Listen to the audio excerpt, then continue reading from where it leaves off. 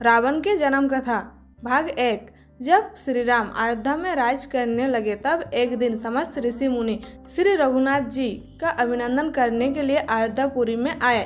श्री रामचंद्र जी ने उन सबका यथोचित सत्कार किया। वार्तालाप करते हुए अगस्त्य मुनि कहने लगे, युद्ध में आपने जो रावण का संहार किया वहाँ कोई बड़ी बात नहीं है, परंतु द्वंद्व युद्ध में लक्ष्मण के द्वारा इंद्रजित का वध सबसे अधिक आश्चर्य की बात है।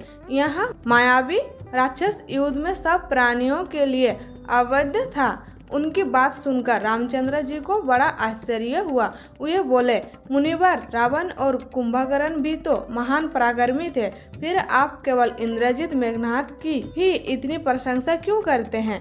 महोदर प्रहस्त विरूपाक्ष भी कम वीर नहीं थे। इस पर अगस्त्य मुनि बोले, इस प्रश्न का उत्तर देने से पहले मैं तुम्हें रावण के जन्म, वर, प्राप्ति आदि का विवरण सुनाता हूँ। ब्रह्मा जी के पुलस्त्य नामक पुत्र हुए थे, जो उन्हीं के समान तेजस्वी और गुणवान थे। एक बार वे महगिरी पर तपस्या करने गए। वहाँ स्थान अत्यंत रमणीक था, इसलिए ऋषियों, नागों, राजऋषियों आदि की कन्याएं वहाँ क्रीड़ा करने आ जाती थी। इससे उनकी तपस्या में विघ्न पड़ता था। उन्होंने उन्हें वहाँ आने से मना किया।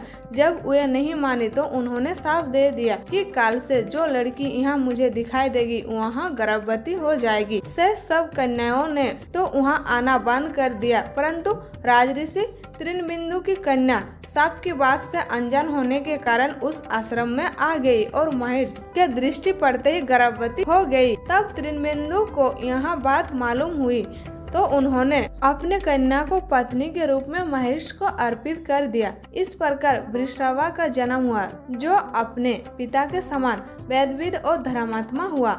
महामुनि भारद्वाज ने अपनी कन्या का विवाह विश्रवा से कर दिया। उनके वैश्रवा नामक पुत्र हुआ। वह भी धर्मात्मा और विद्वान था। उसने भारी तपस्या करके ब्रह्मा जी को प्रश्न किया और यम, इंद्र तथा वरुण के सदृश लोकपाल का पद पाया। फिर उसने त्रिकुट पर्वत पर बसी लंका को अपना निवास स्थान बनाया और राक्षसों पर राज्य करने लगा। श्री राम ने आश्चर्य से पूछा, तो क्या कुबेर और रावण से भी पहले लंका में मांस भक्षी राक्षस रहते थे? फिर उनका पूर्वज कौन था? यहाँ सुनने के लिए मुझे कौतूहल हो रहा है। तब अगस्त्य जी बोले, पूर्व काल में ब्रह्मा जी ने अनेक जल जंतु बनाए और उनसे समुद्र के जल की रक्षा करने के लिए कहा।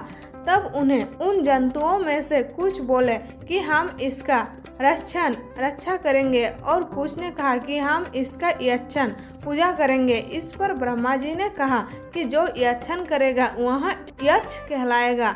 इस प्रकार वे दो जातियों में बढ़ गए। राक्षसों में हेती और प्रहेती दो भाई थे। प्रहेती तपस्या करने चला गया, परंतु हेती ने भाया से विवाह किया, जिससे उसके वेदुकस नामक पुत्र उत्पन्न हुआ। वेदुकस ने सुकेश नामक पराक्रमी पुत्र हुआ। सुकेश के माल्यवान, सुमाली और माली नामक 3 पुत्र हुए। तीनों ने ब्रह्मा जी की तपस्या करके यहाँ वरदान प्राप्त कर लिए कि हम लोगों का प्रेम अटूट हो और हमें कोई पराजित न कर सके। वर पाकर वे निर्भय हो गए और असुरों को सताने लगे। उन्होंने विश्वकर्मा से एक अत्यंत सुंदर नगर बनाने के लिए कहा। इस पर विश्वकर्मा ने उन्हें लंकापुरी का पता बताकर भेज दिया। वहाँ वे बड़े आनंद के साथ रहने लगे। माल्यवान के ब्रजमुष्टि, विरूपाक्ष, दुर्मुख, सुप्तघन, यज्ञकोश, मात और उन्मत्त नामक 7 पुत्र हुए। सुमाली के प्रशस्त, अकमन्न, विकट, कलिकामुख, ध्रुमाच, दंड, सुप्रास्त्रादि, प्रदस एवं भ्रांकरण नामक के 10 पुत्र हुए। माली के अनल, अनिल, हर और संपत्ति नामक 4 पुत्र हुए। ये सब बलवान और दृष्टि प्रकृति होने के कारण ऋषि मुनियों को कष्ट दिया करते थे। उनके कष्टों से दुखी होकर ऋषि मुनिगण जब भगवान विष्णु की शरण में गए तो उन्होंने आश्वासन दिया कि हे ऋषियों, मैं इन दुष्टों का अवश्य ही नाश करूंगा। जब राक्षसों को विष्णु के इस आश्वासन की सूचना मिली तो वे सब मंत्रण करके संगठन हो माली के सेनापतित्व में इंद्रलोक पर आक्रमण करने के लिए चल पड़े। समाचार पाकर भगवान विष्णु ने अपने अस्त्र शस्त्र संभाले और राक्षसों का संहार करने लगे। सेनापति माली सहित बहुत से राक्षस मारे गए और शेष लंका की ओर भाग गए। जब भागते हुए राक्षसों का भी नारायण संहार करने लगे तो माल्यवन क्रुद्ध होकर युद्ध भूमि में लौट पड़ा। भगवान विष्णु के हाथों अंत में वहाँ भी काल का ग्रास बना। शेष बचे हुए राक्षस सुमाली के नेतृत्व में लंका को त्याग कर पाताल में जा बसे और लंका पर कुबेर पर राज्य स्थापित हुआ।